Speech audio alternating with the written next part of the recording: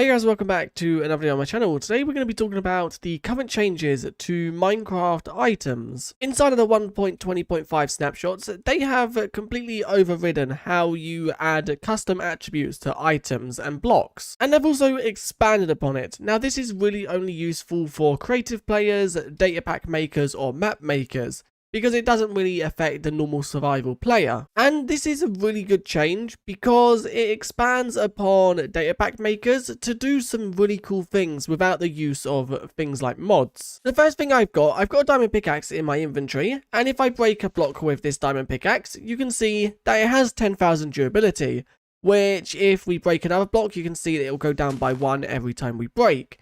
So you can do something like this where you can give a tool with insanely high durability or even really low durability. I can give myself a diamond pickaxe with the max damage of 1, and if I break a block with this, it will instantly break because it only has the 1 durability. And another thing, I have also added the fire resistance tag to this diamond pickaxe, so if we was to die or drop it in lava, it will not burn. It will stay floating just like netherite. And that can be done by just adding the fire resistance and then equals and then 2 squirrely brackets to close that. But the good thing about this new system is it basically shows you every single option you can put in before you have to know them. But if you now do whatever you want to give the item as, so in this case we're giving a diamond pickaxe, let's change this to maybe a brush. If you then do a square bracket and then Minecraft double dot, it will then show you any option that you can have within this slot, and there are quite a lot of them. For example, I can give myself a brush with the tag rarity epic, and that will give me a brush with a purple name. But let's say we want this purple brush or epic brush to be better than the default brush. Let's then add the Minecraft max damage tag to it, and we want the max damage, so the default brush has 64. Let's maybe make this one have 256. So this brush is going to be way better if you find this brush within some kind of archaeology dig site. If we now brush this block so I can show you it does indeed work, you can now see that this brush has 256 durability. But that is not as far as we can go. We can go even further with it. Now with the armor stand, or we're going to do it with a coast armor trim, I'm going to give myself this, which will allow me to eat the coast armor trim. And you can do this with any item as well. Some items it won't allow you to eat because they have other like actions, but it's a very few. So you can give yourself pretty much any item within the game, and you can customize the nutrition it gives and also the saturation it gives when you eat the item. Can also be modified from there because you can then give it the tag can always eat, which is things like enchanted golden apples where you can eat them even if you're at full health.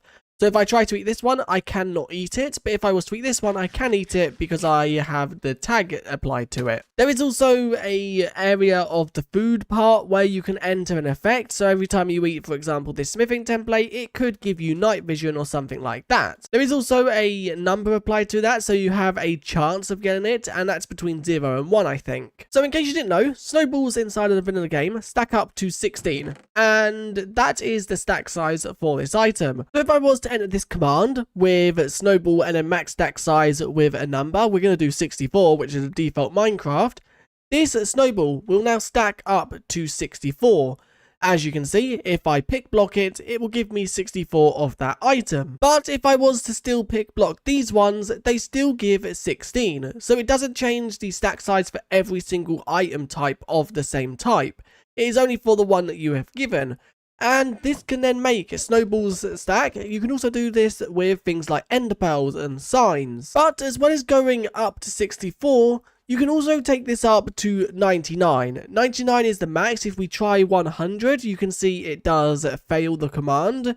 But if we try 99, and let's maybe give ourselves 99 pickaxes, I guess, or acacia boats. Let's just do that. You can now see if I was to pick block this, I now have 99 acacia boats. And if you're wondering why it's giving me 1, that's because I'm not specifying a count. So if I was then to type 99 right here, it would give me 99. And you can move them around. It doesn't bug where sometimes it like splits the items up. You can move these around. You can also shift click them around and it doesn't mess up the item. And this can go all the way down to 1. So if you want to give yourself something that can only stack up to 1, let's say you want the game to be a classic Minecraft, which, if you don't know what I mean by that, inside of some of the very first Minecraft versions, all food inside of the game, or I think the only food was pork chops, but you can only have one pork chop per inventory slot. So you can make that happen again. If we do pork chop and make it stack to 1, it means that every single item takes up one single slot. And if I was to do this command again, but add the count to it, so let's give myself 9, you'll see it splits them out into all the slots. Before we jump to the next bigger thing, there is one other thing you can do, and that is the ability to hide tooltips. Tooltips is what shows like the item's attributes and things like that. So if you do hide tooltip, and this is a empty one again, so you just do 2 squiggly lines. We don't want to give ourselves 9 of them, we just want to give us 1. So if we hover over these items, you can see it says Snowball, the Minecraft code name, and then how many components. But if we was to head over to this pork chop, it says nothing at all, because the tooltip is hidden. This would be really good if you wanted to add some like glass panes, because if we was to give ourselves some, I think it's light grey stained glass. So if we was to give ourselves light grey stained glass pane and hide the tooltip,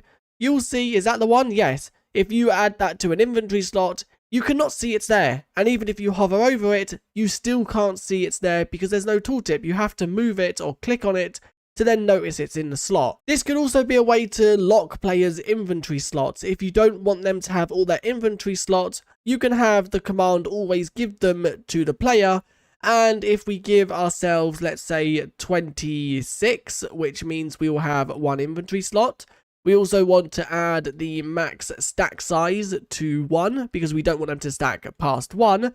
And you'll now see that every single slot is taken up, but the one right here. But yeah, you can't really see that every single slot has got 1 in, but you can see I'm clicking around and okay, these bottom ones don't have any in. That's because I've done 27 and 27 is only this.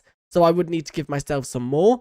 I guess if I just give myself another 26, then it should do them all. And then you can just remove 1 for an inventory slot.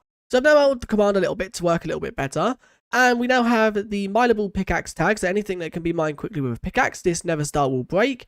It also has the speed of 4.0, we could lower that or increase that. And correct for drops is true, so it will drop the block it breaks. If this was false and you was to break, for example, like a cobblestone, it will drop no item at all. So if I was to break sand, you can see it breaks at the same speed with my fist. But if I was to head down to a block that requires a pickaxe, if I was to punch this, you can see it's quite slow.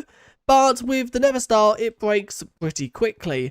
And it's the same for any block that requires a pickaxe. Let me just set the false at the end here so it doesn't drop any blocks. And you'll now see if I try to break this cobblestone, it will not give us the block. But we can also increase the speed as well. So if I do speed to 10 and I now head back down here and try to break one of these, you can see that it seems to be slower. The reason it was slower is because if you have correct for drops to false, it then automatically mines slower because the game thinks it's not the correct tool. So if I now break with this one, you can see the speed, and this one, you can see the speed is a lot higher. Now, there is so many different things you could do with this, and I'm not going to cover them all because it will take so long. But if you just do a square bracket after the block, then you can see like every single one you can do inside of here. And there is so many of them.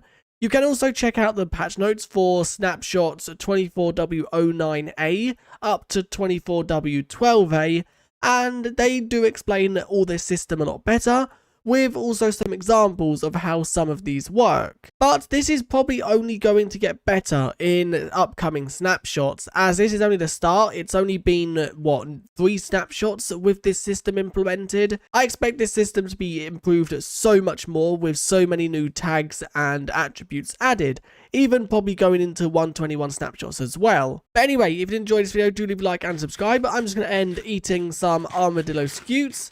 I really do love this, and I'm going to be messing around with this so much more. I might even make a map related to this whole system and see what we can create with it. But anyway, if you enjoyed, do leave a like and subscribe, and I guess I'll see you guys in the next one.